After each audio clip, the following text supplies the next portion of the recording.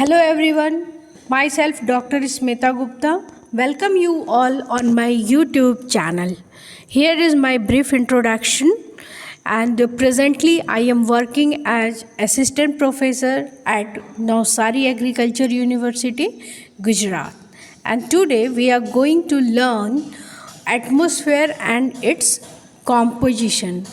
First, let me discuss the content of this lesson. Under this lesson, we will study about the definition and properties of atmosphere.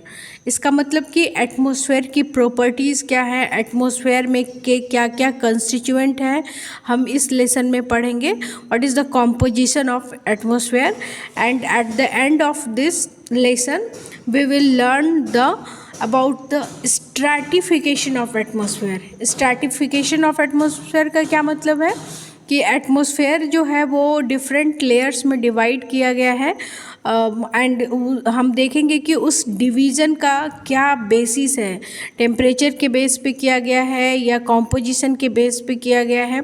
इस chapter में हम ये सब learn करेंगे. सो चलिए start करते हैं विथ डेफिनीशन ऑफ एटमॉस्फेयर. तो एटमॉस्फेयर को कैसे डिफाइन करते हैं? It is simply gaseous envelope. कैसा इन्वेलप है? Gaseous envelope that surround the earth from all the side. ये जो एटमॉस्फेयर है वो एक गैसियस इन्वेलप है जो कि अर्थ को चारों तरफ से सराउंड करता है. और एटमॉस्फेयर में आपको जैसा कि पता है नाइट्रोजन है, ऑक्सीजन है, कार्बन डाइऑक्साइड है और भी बहुत सारी गैसेस हैं, उसको हम बाद में पढ़ेंगे. बट एटमॉस्फेयर हमें क्या करता है? ऑक्सीजन देता है and this oxygen is utilised for what purpose? We use oxygen in the process of respiration. Fine. उसी को इनहेल करते हैं और CO2 क्या करते हैं? एक्सेल करते हैं. इसका मतलब ये हुआ कि जो एटमॉस्फेयर से जो ऑक्सीजन मिल रहा है बिकॉज ऑफ दिस ओनली जो हमारा ह्यूमन लाइफ है या फिर एनिमल लाइफ की बात करें वो उसी की वजह से एग्जिस्ट कर रहा है. इसलिए एटमॉस्फेयर क्या है? हमारे लिए बहुत इम्पॉर्टेंट है. ह्यूमन लाइफ के लिए भी इम्पॉर्टेंट है, एनिमल लाइफ के लिए भी इम्पॉर्टेंट है और even it is important for plant life also. वो कैसे? जब हम ऑक्सीजन को लेते हैं through the process of respiration और CO2 को क्या करते हैं? एक्सेल करते हैं. And this CO2 is used by plants to prepare their food by the process of photosynthesis in presence of light. क्या होता है? लाइट के प्रेजेंस में जो प्लांट्स हैं इस CO2 को यूज़ करके अपना फूड बनाते हैं और उसी से इन्हें न्यूट्रिशन मिलता है, इसी से प्लांट्स की ग्रोथ होती है. ठीक है. इट मीन्स कि atmosphere is very important for human life, animal life as well as for plants also. But ये जो ऑक्सीजन है, नाइट्रोजन है, कार्बन डाइऑक्साइड को हम देख नहीं पाते हैं. There is these gases are colourless. Of course हम इसका स्मेल भी फील नहीं कर पाते हैं, टेस्ट भी फील नहीं होता है. We only feel when it blows, है ना. जो हवा है जब चलती है तभी हमें उस सिर्फ फील होता है, हमें दिखता नहीं है. Now there are certain properties of atmosphere. What are those?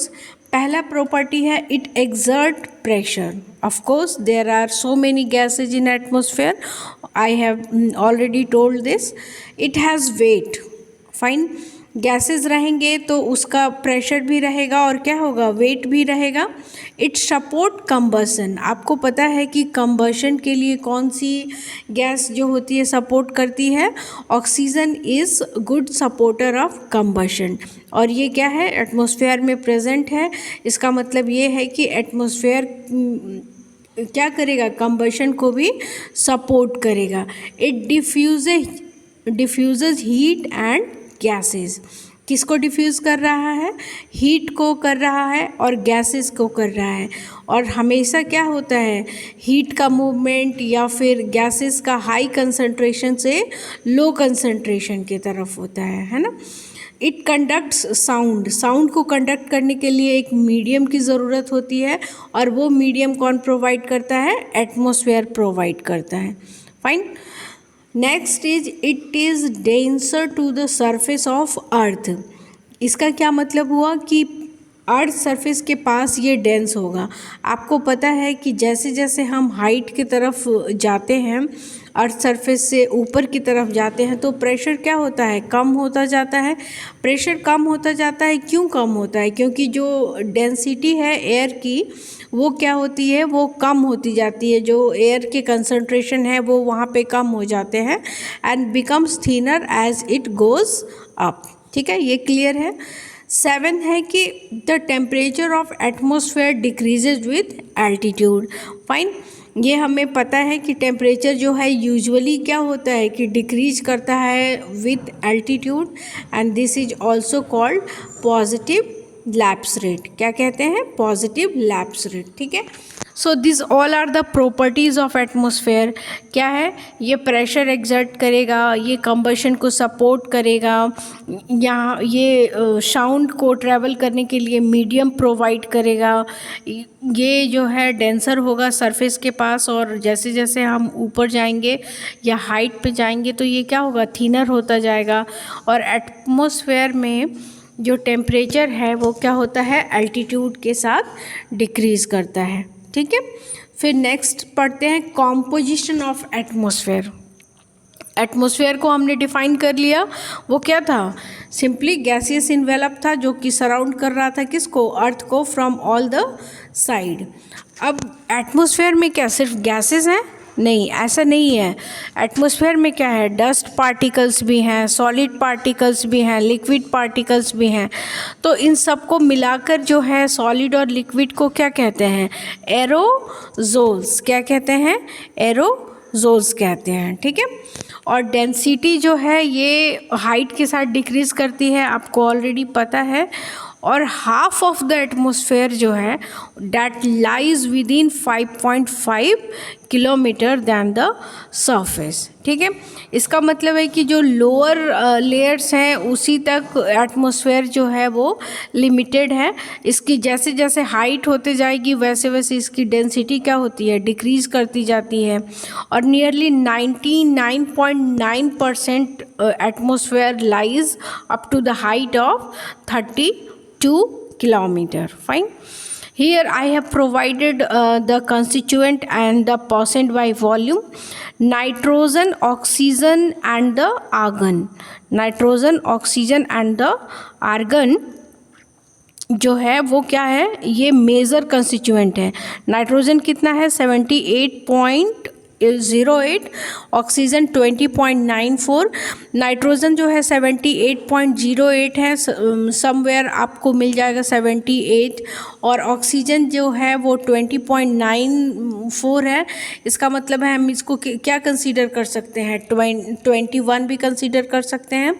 Argon जो है वो कितना है? 0.93। आर्गन कितना है? 0.93। कार्बन डाइऑक्साइड कितना है? 0.03%। इसका मतलब ये हुआ कि ये जो नाइट्रोजन है, ऑक्सीजन है, argon and carbon dioxide, these are the major constituent of the atmosphere. Then neon आता है, हीलियम आता है, क्रिप्टॉन, मीथेन, हाइड्रोजन। जैसे नियॉन की बात करें हम फिर से, ये क्या है? क्रिप्टॉन। ये सब इनर्ट गैसेस हैं। फाइन। फिर आता है हीलियम, मीथेन। जो मीथेन है उसका सोर्स क्या होता है? Paddy field. ऐसा बोलते हैं कि एग्रीकल्चर फील्ड से जो है वो मीथेन का इमिशन ज़्यादा होता है। तो इस कॉम्पोजिशन में हमें जो बात याद रखनी है वो क्या है important? Nitrogen, oxygen, argon and carbon dioxide, these are the major constituent of the atmosphere, and the concentration of nitrogen, oxygen are usually asked in the exam. The concentration of CO2 जो है वो क्या हो रहा है, very हो रहा है। आपने सुना होगा कि because of the burning of fossil fuel और इंडस्ट्रियल रिवॉल्यूशन के चलते क्या हो रहा है, कार्बन डाइऑक्साइड का कंसंट्रेशन लगातार बढ़ रहा है, continuously it's concentration is increasing, fine, and because of this increase in concentration greenhouse effect is also increasing, and because of greenhouse effect the earth is getting warmer day by day। तो green house effect जो है वो हम detail में पढ़ेंगे। मतलब बस यहाँ पे आपको ये यहाँ पे बताना है कि जो कार्बन डाइऑक्साइड है it is one of the green house gas, ठीक है। तो ये वाली स्लाइड आपको क्लियर है कि जो सॉलिड और लिक्विड पार्टिकल्स हैं उसको कलेक्टिवली एरोजॉल कहेंगे, फाइन। और nitrogen, oxygen, argon, carbon dioxide जो है वो मेजर कंस्टिट्यूएंट है एटमॉस्फेयर का, and there are so many other gases are also there, ठीक है। नेक्स्ट पढ़ते हैं कि few gases are permanent in the atmosphere, few are variable and few are very much variable, fine. In the permanent gases it include nitrogen, oxygen, argon, neon, helium, xenon etcetera, fine. In the variable gases मैंने आपको बताया कि because of burning of fossil fuel या फिर industrial revolution की वजह से carbon dioxide का कंसंट्रेशन जो है वो लगातार बढ़ता जा रहा है। मीथेन का कंसंट्रेशन भी मैंने आपको बताया कि जो पैडी फील्ड है ना, धान की जो खेत है उससे क्या होगा, मीथेन का इमिशन होता है, क्योंकि धान के खेत में क्या करते हैं हम, ज़्यादा नाइट्रोजनस फर्टिलाइज़र का यूज़ करते हैं, ठीक है। तो इन गैसेस का जो कंसंट्रेशन है वो फिक्स नहीं होता है, वो वेरिएबल है। फिर आते हैं हाईली वेरिएबल गैस। इसमें क्या है, वाटर वेपर है, कार्बन मोनोऑक्साइड है, नाइट्रोजन ऑक्साइड है एंड हाइड्रोजन सल्फाइड है, ठीक है। तो यहाँ हम वाटर वेपर की बात करते हैं। इसका कंसंट्रेशन जो है वो वेरी करता है 0 से 4% तक जो है ये वेरी करता है। फिर हम डिटेल में नेक्स्ट स्लाइड में कुछ और गैसेस का डिस्कशन करेंगे, लाइक कार्बन डाइऑक्साइड, ठीक है। मैंने आपको पहले ही बताया कि कार्बन डाइऑक्साइड भी क्या है हमारे एटमॉस्फेयर में, इसका इम्पोर्टेंस है, इसका होना ज़रूरी है। क्यों ज़रूरी है, क्योंकि जो CO2 रिलीज्ड होता है एनिमल से या ह्यूमन बीइंग से, which that CO2 is absorbed by plant for the process of photosynthesis, ठीक है। फोटोसिंथेसिस होगा, फूड मिलेगा क्रॉप्स को या प्लांट को, और उसके बदले में क्या करते हैं प्लांट जो है वो ऑक्सीजन देते हैं, है ना, जो कि हमारे सर्वाइवल के लिए इम्पॉर्टेंट है। आपको मैंने ऑलरेडी बताया कि CO2 का कंसंट्रेशन जो है वो लगातार इंक्रीज़ हो रहा है। एक इम्पॉर्टेंट और इंटरेस्टिंग बात है जो यहाँ बतानी है, इनके जब भी एटमॉस्फेयर में CO2 का कंसंट्रेशन इंक्रीज़ होता है तो जो हमारा सी होता है वो क्या करता है, वो इंक्रीज CO2 के कंसंट्रेशन को एब्जॉर्ब करता है, ठीक है। और जब एटमॉस्फेयर में कम होता है CO2 तो इवन जो सी होता है ये CO2 को रिलीज़ करता है। इट मीन्स सी जो हुआ वो क्या हुआ, it is playing an important role in regulating और maintaining the balance of carbon dioxide in the atmosphere. Hope you understand this. Next is water vapour. Water vapour किस में था, ये था डिवीज़न में किसके, कि हाईली वेरिएबल गैसेस में आता है, फाइन। तो ये क्यों है, क्यों इतना वेरिएबल है, कहाँ पे इसका कंसंट्रेशन ज़्यादा रहेगा, कहाँ पे इसका कंसंट्रेशन कम रहेगा। तो जो ये वाटर वेपर है इसका कंसंट्रेशन जो है ट्रोपोस्फेयर में सबसे ज़्यादा होता है, वाटर वेपर का कंटेंट। अब ट्रोपोस्फेयर क्या है ये हम आगे देखेंगे। तो जो वाटर वेपर का कंटेंट है वो यूजुअली क्या होता है कि लोअर लेयर ऑफ एटमॉस्फेयर में ज़्यादा होता है, अपर लेयर ऑफ एटमॉस्फेयर में बहुत ही कम कंसंट्रेशन होता है। अब जब हम इक्वेटर और पोल्स की बात करते हैं तो इक्वेटर पे क्या होगा, जो कंसंट्रेशन होगा वाटर वेपर का वो क्या होगा, बहुत ज़्यादा होगा, है ना। इक्वेटर पे क्या होगा, बहुत ज़्यादा होगा। अब ये ज़्यादा क्यों होगा ये भी समझते हैं। आपको पता है सोलर रेडिएशन जो है इक्वेटर पे कैसे हीट करती है, एट परपेंडिकुलरली हीट करती है ना।